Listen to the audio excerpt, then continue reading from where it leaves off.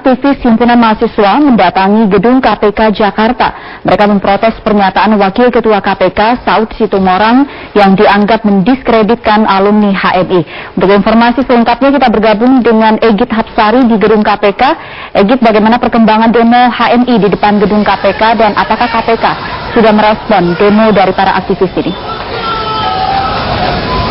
Meskipun hasil demonstrasi dari aktivis Himpunan Mahasiswa Islam Indonesia atau HIM ini sudah cukup merendah dibanding tadi, saat ini ratusan aktivis atau pendemo masih terus memadati depan gedung KPK di kawasan Kuningan, Jakarta. Begitu juga dengan ratusan polisi yang masih bersiaga untuk mengamankan gedung KPK ini. Dan gedung KPK ini masih ditutup rapat karena tadi memang ratusan massa dari Himpunan Mahasiswa Islam Indonesia ini sempat memaksa atau menerobos masuk ke dalam gedung KPK dan juga melakukan sejumlah aksi yang cukup anarkistis seperti membakar ban dan juga melempari jendela gedung KPK ini dengan batu. Bukan hanya aksi anarkistis saja, bahkan tadi massa dari HM ini sempat memasuki gedung yang berada di sebelah gedung KPK ini yang merupakan milik sebuah perusahaan asuransi, dan dari situlah mereka juga ikut melempari batu ke arah gedung KPK dan mengenai dua personel polisi yang saat itu sedang berjaga, dan dua polisi itu terkena luka di bagian kepala yang cukup parah dan hingga kini masih dirawat di dalam gedung KPK, tepatnya di dalam klinik milik KPK. Memang aksi ini, Sumi, dipicu oleh pernyataan Wakil Ketua KPK Saud Situmorang di salah satu talk show yang diselenggarakan sebuah televisi swasta yang dianggap HMI telah mendiskreditkan atau menghina HMI. Di antaranya, jika saya mulai mengutip pernyataan dari Saud Situmorang, pada saat talk show tersebut Saud Situmorang mengatakan bahwa mereka orang-orang cerdas ketika mahasiswa, kalau di HMI minimal LK1, tapi ketika menjadi pejabat mereka menjadi korup dan sangat jahat. Dan pernyataan inilah yang kemudian dipermasalahkan dan memicu aksi demonstrasi yang berlangsung pada siang ini di gedung KPK Jakarta. Dan untuk itu HMI sendiri mendesak dan mengajukan sejumlah tuntutan. Di antaranya adalah mendesak Saud Situmorang untuk meminta maaf, dan bukan hanya meminta maaf secara lisan juga, HMI mendesak Saud Situmorang untuk mempertanggungjawabkan pernyataannya tersebut di depan hukum.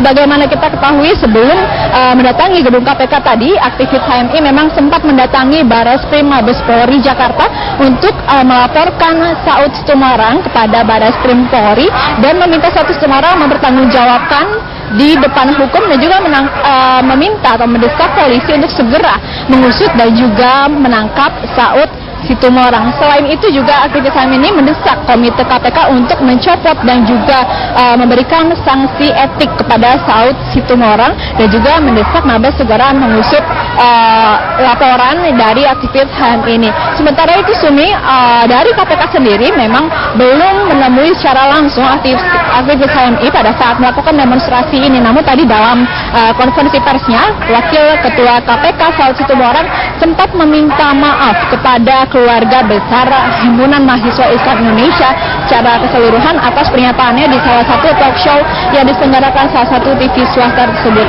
Pada konferensi persnya tadi, Saud Situmorang menganggap bahwa ini adalah kesalahpahaman dan pernyataan yang dilontarkannya tersebut tidak bermaksud untuk menghina lembaga HMI ataupun lembaga apapun. Berikut adalah pernyataan selengkapnya Saud Situmorang dalam konferensi persnya tadi.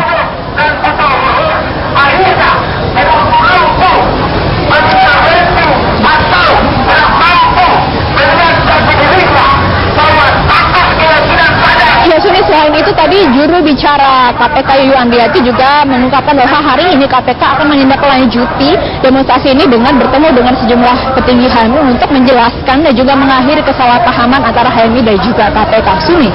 Terima kasih Egit Hapsari untuk informasinya langsung dari depan gedung KPK Jakarta. Demikian Headline News untuk saat ini. Headline News berikutnya akan hadir 1 jam mendatang. Sesaat lagi, Sylvia Iskandar akan bergabung bersama Anda dalam Metro Sore. Mahasiswa Islam atau HMI di beberapa kota menggelar unjuk rasa. Massa HMI menuntut Wakil Ketua KPK Saud Situmorang mundur dari jabatannya.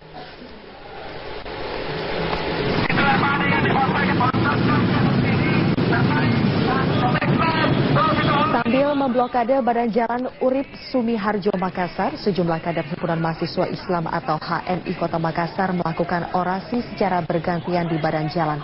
Dalam aksinya, para kader menuntut Wakil Ketua KPK Saud Situmorang segera melayangkan permintaan maaf melalui media selama 5 hari berturut-turut. Para kader menilai pernyataan Wakil Ketua KPK Saud Situmorang yang menuding Himpunan Mahasiswa Islam atau HMI merupakan organisasi pencetak koruptor di tanah air sangat menyakitkan.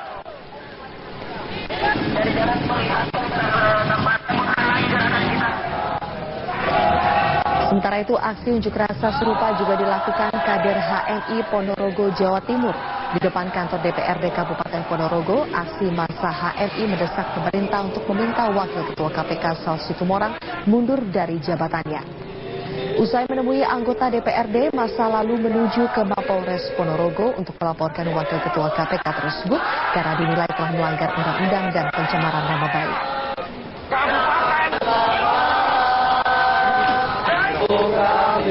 Wakil Ketua Komisi Pemberantasan Pencemaran Nama Baik Organisasi HMI.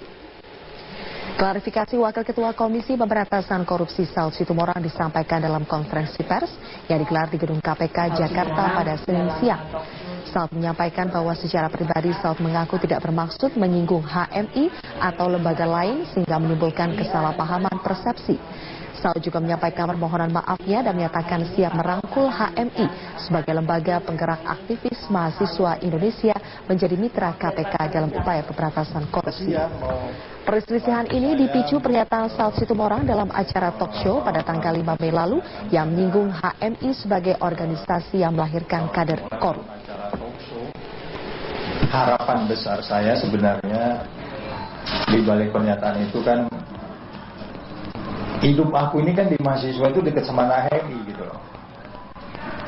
Saya bekerja di lapangan juga di kantor saya sebelumnya itu sangat dekat dengan HMI. Harapan besar aku itu keluar di pernyataan itu, bahwa HMI sebagai lembaga besar yang harus terus berkembang, dan saya menyampaikan itu di luar alam sadar saya bahkan gitu. Jadi saya harapkan itu tidak ditindaklanjuti lebih lanjut. Saya hanya bisa mengimbau seperti itu.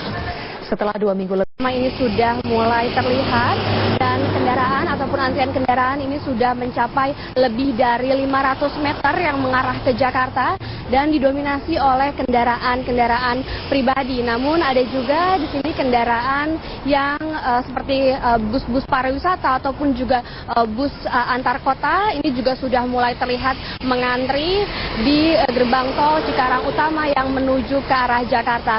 Dan berikut juga merupakan pantauan udara dan di sisi sebelah kiri ini merupakan kendaraan yang akan menuju ke arah Jakarta, sedangkan sisi kanan ini terlihat lebih lengang merupakan kendaraan yang akan menuju ke arah Cikampek. Dan informasi yang kami peroleh dari Kepala Gerbang Tol Cikarang yang menyampaikan bahwa sejak pukul 21.00 tadi malam sampai dengan pukul 6 tadi pagi ini sudah ada sebanyak 16.300 kendaraan yang menuju ke arah Cikampek, sedangkan untuk kendaraan yang menuju ke arah Jakarta ini sudah ada sebanyak 33.100 kendaraan, dan ini 2 kali lipat dari jumlah kendaraan yang menuju ke arah Cikampek. Memang diprediksi berdasarkan informasi dari pihak kepolisian dan juga pihak dari Kementerian Perhubungan bahwa puncak dari arus balik long weekend kali ini akan terjadi mulai dari sore hari ini di gerbang tol Cikarang sampai dengan Senin subuh besok, Iqbal. Dan informasi yang kami peroleh juga ini terjadi peningkatan kendaraan sebesar 10% dari hari-hari biasanya selama libur long weekend kali ini. Dan dalam hal ini juga pihak Jasa Marga di Cikarang Utama ini membuka sebanyak 21 gardu tol. Dengan rincian ada di Cikarang Utama 2 ada sebanyak 7 gardu, sedangkan di Cikarang Utama 3 ada 14 gardu. Dan memang Cikarang Utama 2 ini merupakan ataupun untuk mobil-mobil golongan 1 ataupun mobil-mobil kecil, sedangkan di Cikarang Utama 3 ini untuk semua golongan. Dan termasuk di dalam 21 gardu tol tersebut ini ada 4 GTO ataupun gardu tol otomatis yang dalam musim libur kali ini juga bisa dilakukan pembayaran tunai, sehingga para pengendara ini juga bisa melakukan pembayaran secara tunai untuk masuk ke GTO ataupun gardu tol otomatis. Ya, Iqbal. Ya, jelang puncak arus balik ini titik mana saja yang perlu diwaspadai para pengendara, Aulia? Ya Iqbal, adapun titik-titik seperti di rest area ini harus dihindari oleh para pengendara, seperti pengendara yang berasal dari Purbalenyi ini sebaiknya menghindari titik-titik seperti di kilometer 62, 52 dan juga kilometer 42, di mana di titik tersebut merupakan rest area yang biasanya banyak sekali kendaraan yang keluar masuk dan juga banyak juga kendaraan yang memberhentikan kendaraannya di bahu jalan sehingga memperparah kemacetan. Dan untuk jika terjadi kemacetan cukup parah di beberapa titik, pihak kepolisian bersama dengan Jasa Marga ini akan memberlakukan sistem kontraflow, namun ini sifatnya situasional ataupun melihat kondisi di lapangan. Dan menurut keterangan dari pihak kepolisian, biasanya sistem kontraflow ini dibuka di kilometer 62 sehingga 2 kilometer sebelum rest area, seperti halnya di kilometer 59, ini kendaraan sudah mulai dialihkan untuk keluar ataupun kontraflow dan nantinya akan kembali diarahkan ke gerbang tol Cikarang Utama.